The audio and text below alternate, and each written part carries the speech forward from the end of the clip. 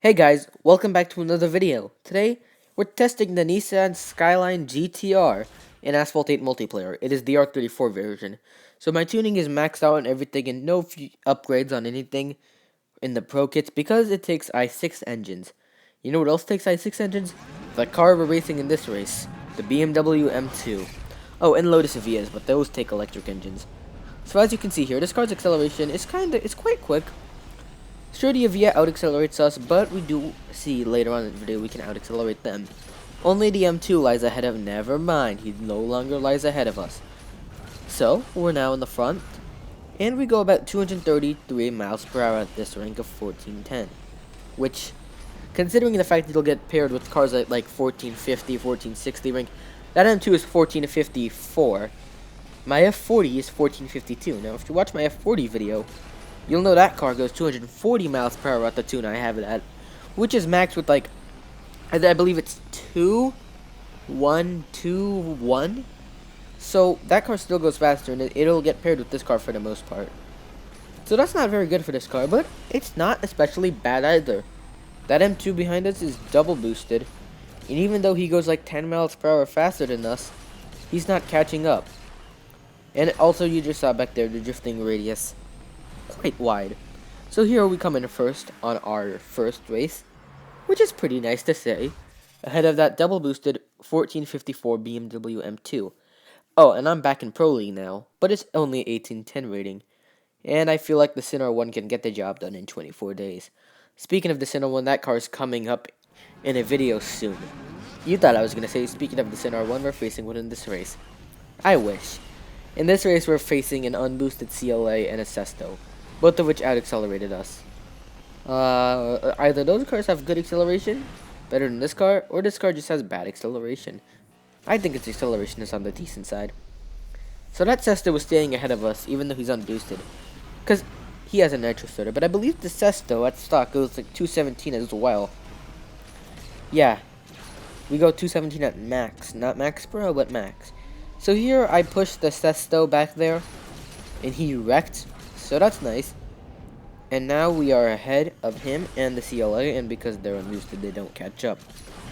But I don't have the Sesto anymore, but I do believe with Nitro, it can go 230 at stock with a tuning kit. Or maybe with or without a tuning kit, I'm not sure.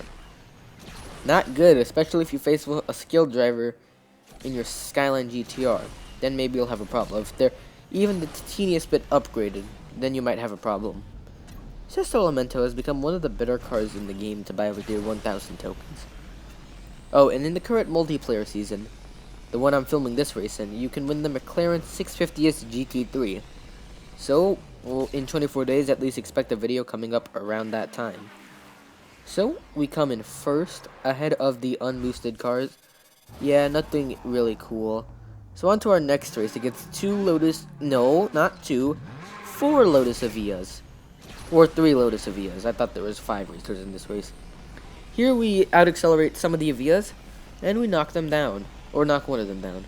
And because the Lotus Evia at around this rank, like 1380, 1390, 1400, 1410, they go only about like 200 miles per hour without a tuning kit.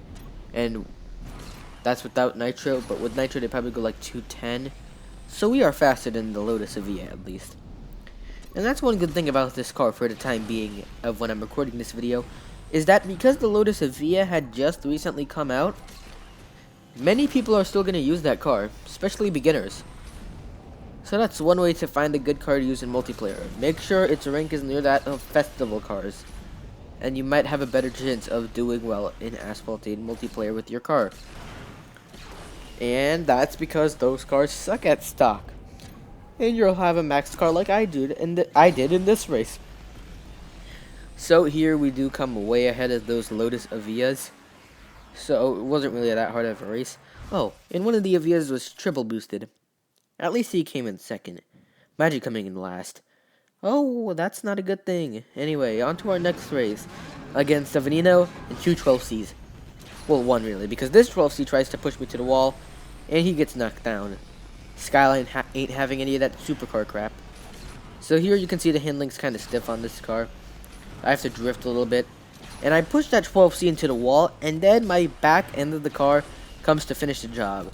So here the TL12C disconnects, and I don't go into nitro to stay safe. And I believe the Veneno wrecked back there, letting the 12C get ahead. So now we're ahead of them. And will they catch up? I'm not sure. I mean, the 12C goes like 208 without a tuning kit at stock.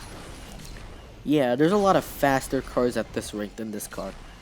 However, this car is quite quick in acceleration, and its speed isn't all that bad either. It's just very stiff. Okay, when I said the speed ain't that bad either, I'm kind of kidding. The speed isn't very good at this rank.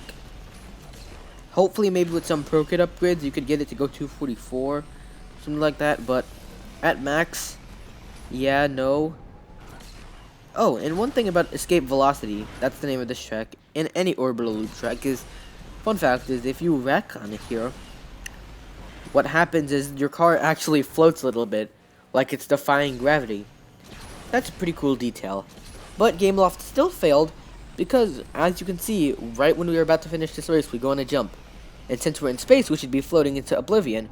But nope, we land back on our wheels and come across the finish line ahead of another unboosted 12C, an unboosted Veneno, and a double boosted 12C who rage quit after he got pwned by my Skyline at the start of the race. Yeah, with supercars, you gotta watch out for the Skyline. So, on to our final race, which is against a M2, a Venture Sort, and a Veneno. Anyway, we out-accelerate the Venture into Veneno, but not the M2. So what is my final verdict about this car? Overall, this low-end B-Class car is forgotten for a pretty good reason.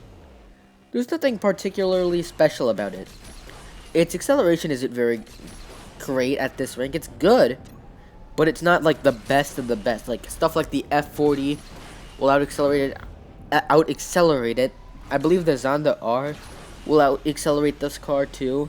And both of those cars are cheaper alternatives. While the F40 costs the same to max as this car, that thing costs 200,000 credits, whereas this costs 300,000. Oh, and that thing uses V8 engines. Those are common. This car uses legendary i6 engines. And the Zonda R is cheaper to buy and max than both of those cars. But it uses legendary V12 engines, and it also has the highest rank of them all. So it gives the best performance. Anyways, this car is really just a collector's item. It's, like I said, acceleration isn't the best of the best. Its top speed is not good for this rank. Its handling is kind of stiff. Its drifting is kind of wide. But if you drive this car pretty skillfully, you'll still be able to pull out wins in this car. We got podium finishes all throughout the entire race. All throughout the entire video is what I meant to say. So here, we beat the Venture Sort unboosted in the Veneno. And that's about it for this video. Thank you so much for watching. Be sure to like and subscribe for more Roblox and Asphalt 8 content. And I will see you in my next video. Goodbye.